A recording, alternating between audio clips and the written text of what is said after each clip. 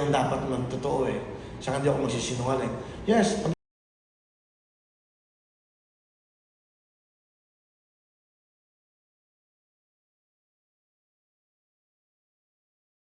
say what went wrong with the relationship given na tumagal naman ng gano'n? wala namang went wrong. Isang relationship na napamahal sa akin yung mga anak ni Sugar.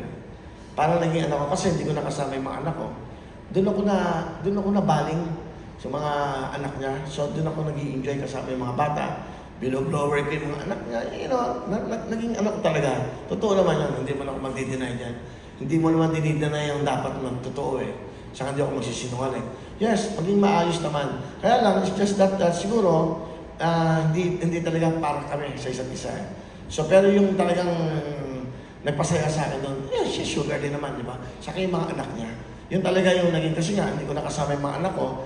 Parang, naging happy ako na nakasama ko yung mga anak niya. Parang dun, yung bang, yung naging, ano ba, yung naging naulila ako sa mga anak.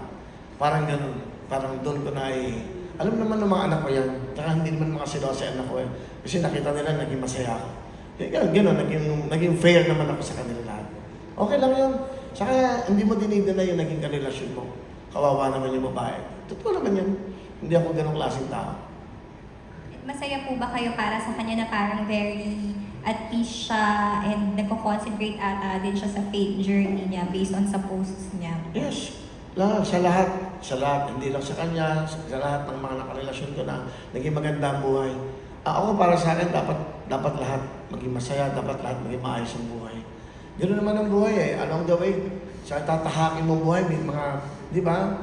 May mga baku-baku kang dadaanan eh. Di ba? May detour, may mag-u-turn ka, may left turn, ganoon ang buhay. Kasama sa buhay, wala akong dinadamdam kahit kanino. Kung makakatulong pa ako sa kanila, I'm willing. Thank you po. Ano ba? In-open nyo na si Sugar. Sige, sino pa? I-open nyo na lahat.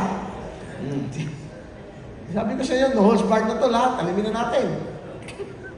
Okay na? Okay na? Oh, gusto nyo maglaro? Okay, let's play!